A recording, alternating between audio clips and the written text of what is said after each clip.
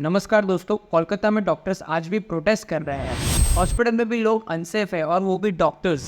लगभग 22 मिनट बाद 11:15 को सेम व्यक्ति उन पेरेंट्स को वापस फोन करके कहता है कि आपकी बेटी ने किया है। पुलिस जब ब्लूटूथ ईयरपीस को इसके मोबाइल के पास लाती है तो ये कनेक्ट हो गया। इस वीडियो को ज्यादा से ज्यादा शेयर कीजिए क्योंकि कई लोग चाहते हैं कि ये न्यूज नेशनल न्यूज ना बने, एक हेडलाइन ना बने और एक साइड नोट बनकर रह जाए, न्यूज की भीड़ में कहीं खो जाए। सरकार ने इसे कैसे कवर अप करने की कोशिश की है और ऐसी तो क्या चीजें सामने आ गई कि लोग आज भी प्रोटेस्ट कर रहे हैं। ये प्रोटेस्ट आज इंटरनेशनल हो चुका है, लेकिन बंगाल सरकार और कोलकाता पुलिस की जिम्मेदारी नहीं है कि ये ऐसे हादसों को रोके एक लॉ एंड ऑर्डर को मेंटेन करने के लिए। हमारे देश में एक ऐसा घिनौना हादसा हुआ है कि सुनकर आपके रोंगटे खड़े हो जाएंगे। कोलकाता का यह हादसा दिखा रहा है कि हमारा समाज महिलाओं के लिए फेल हो रहा है। जहाँ मुख्यमंत्री ममता बनर्जी को ऐसे हादसे रोकने चाहिए थे, वह अपने स्टेट में प्रोटेस्ट मार्च निकाल रहे हैं और लोगों की सुरक्षा करने के बजाय कोलकाता पुलिस ट्विटर पर नोटिस भेज रहे हैं। अब मैं आपको बताता हूँ एक्चुअल में हुआ क्या ये केस में। जो भी इन्फॉर्मेशन मैं आपको इस वीडियो में बताऊंगा उसकी सारी डिटेल्स आपको डिस्क्रिप्शन बॉक्स में मिल जाए।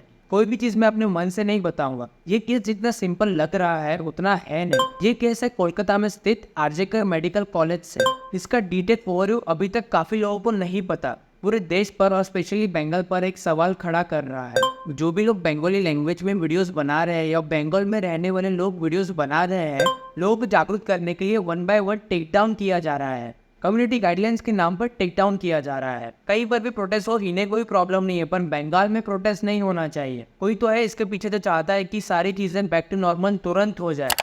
8 अगस्त का ये केस दुनिया भर में काफी हाईलाइट हुआ है। शॉकिंग चीज ये है कि ऐसे केसेस पहले भी होते आ रहे हैं इस हॉस्पिटल में। आरजेकर कॉलेज में ये जो करंट केस हुआ है और जो विक्टिम थी जो अपना MBBS पूरा करने के बाद यहाँ से MD कर रही थी, एक 31 साल की पोस्ट ग्रेजुएट ट्रेनी डॉक्टर 36 घंटे की शिफ्ट पर थी। पोस्ट ग्रेजुएट ट्रेनीज असल में वो मेडिकल डॉक्टर्स होते हैं जो अपनी स्पेशलाइजेशन में मास्टर्स डिग्री कर रहे होते हैं। इन ट्रेनीज के लिए 24 घंटे, 36 घंटे या कभी कभी 72 घंटे भी आम बात होती है। इन शिफ्ट्स के दौरान उन्हें ऑन कॉल रहना पड़ता है, यानी वो आराम तो कर सकते हैं, लेकिन जैसे ही फोन बजता है उन्हें तुरंत काम पर वापस जाना पड़ता है। इस केस में जो विक्टिम थी वो अपने पेरेंट्स की इकलौती औलाद थी और उनके पापा टेलर थे, जिसकी वजह से उनकी फाइनेंशियल कंडीशन भी अच्छी नहीं थी। सब लोग डॉक्टर की MD पूरे करने का वेट कर रहे थे ताकि उनकी कंडीशंस थोड़ी अच्छी हो जाए। तो एक्चुअल में हुआ क्या था, 8 अगस्त को विक्टिम 36 आवर की शिफ्ट पर थी। करीब रात को 11 बजे उन्होंने अपने पेरेंट्स के साथ बात की और कहा कि वो बिल्कुल अच्छी है, बट उनको क्या पता था ये उनकी आखिरी बात थी। फिर 9 अगस्त को रात को 2 बजे उस लड़की ने अपने मेडिकल राउंड से ब्रेक लिया और अपने 4 साथियों के साथ डिनर किया। एक इंटर्न, एक हाउस स्टाफ मेंबर और 2 पोस्ट ग्रेजुएट ट्रेनीज थे। उन्होंने कॉलेज के पल्मोनोलॉजी डिपार्टमेंट के 3री मंजिल के सेमिनार हॉल में खाना मंगवाया और टीवी पर ओलंपिक्स देखना शुरू किया। वो लोग नीरज चोपड़ा को सपोर्ट कर रहे थे और उसी दिन नीरज चोपड़ा ने सिल्वर मेडल भी जीता। सेमिनार हॉल 40 बाय 30 फीट का था, जिसमें 50 लोग आराम से बैठ सकते थे। सेमिनार हॉल में जाने के लिए 3री मंजिल की लिफ्ट से एक कॉरिडोर से गुजरना पड़ता था जहां CCTV कैमरा लगे थे, लेकिन सेमिनार हॉल के अंदर कोई कैमरा नहीं थे। जैसे ही नीरज चोपड़ा का इवेंट खत्म हुआ, सारे लोग सेमिनार हॉल से निकल गए, लेकिन 36 घंटे की शिफ्ट की वजह से थकावट के कारण वो लड़की वहीं सो गई। सुबह 3 बजे एक इंटर्न ने उसे जगाया ताकि उसे वो एक रिपोर्ट दिखाए। रिपोर्ट देखने के बाद वो फिर से सो गई। ये आखिरी बार था जब उसे जिंदा देखा गया। करीब सुबह 7:30 बजे जब लोगों ने सेमिनार हॉल को खोला तब उन्होंने विक्टिम की डेड बॉडी देखी। 3 घंटे बाद करीब 10:50 को कॉलेज के असिस्टेंट सुपरिटेंडेंट विक्टिम के पेरेंट्स को कॉल करके कहते हैं कि आप लोग कॉलेज आ जाइए, उनकी बेटी की तबीयत खराब है, और इसके अलावा कुछ नहीं कहते और फ़ोन काट देते हैं। तुरंत 22 मिनट बाद उसी इंसान ने वापस से कॉल करके कहा कि उनकी बेटी ने किया है। जब वो लोग दोपहर को 1 बजे के करीब हॉस्पिटल में पहुंचे तब उनको अलाउ तक नहीं कर रहे थे अपनी बेटी की डेड बॉडी देखने के लिए। करीब 3 घंटे तक उन्हें रोक कर रखा अपनी बेटी से मिलने के लिए। वही स्टूडेंट ने प्रोटेस्ट शुरू कर दिया था, तब जाकर विक्टिम के पापा को मिलने आने दिया। विक्टिम सेमी नेकेड थी और पेल्विक बोन भी फ्रैक्चर था। सबके नॉलेज के लिए बता दो कि पेल्विक बोन हार्डेस्ट बोन होता है और कई लोगों की ताकत लगाने के बाद वो फ्रैक्चर हो सकता है। विक्टिम की फैमिली ने कुछ इसी तरह अपनी बेटी की कंडीशन बताई, सुनिए। शरीर में कोई कपड़ा नहीं था, पैर दोनों राइट एंगल में मिला गया।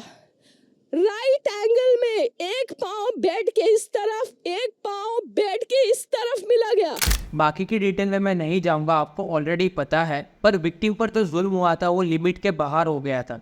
10 अगस्त को सब लोग प्रोटेस्ट कर रहे थे, जिसकी वजह से कोलकाता पुलिस पर प्रेशर आ गया था इस केस को चेंज करके इस पर इंस्पेक्शन हो। 11 अगस्त को एक इंसान पकड़ा गया था जिसका नाम था संजय रॉय। संजय रॉय एक पुलिस सिविल वॉलंटियर था, यानी कि वो नीचे दर्जे की पुलिस अधिकारियों की मदद करता था, जैसे कि ट्रैफिक देखना या अस्पताल में बीमार पुलिस वालों का ख्याल रखना। उसने अभी तक 4 शादियाँ की थी, जिसमें से 3 शादियाँ अपनी पत्नी को मारने पीटने के मामले बनने के कारण तलाक पर ख़त्म हुई। इसके अलावा कुछ हफ्ते पहले एक औरत पर हमला करने का आरोप था। उसको सीसीटीवी कैमरा से पकड़ा गया। कैमरा में वो सुबह 3 बजे के बाद हॉस्पिटल के सेमिनार हॉल के पास देखा गया ब्लूटूथ ईयरफोन पहने, जहाँ उसको जाने के लिए अलाउ नहीं था।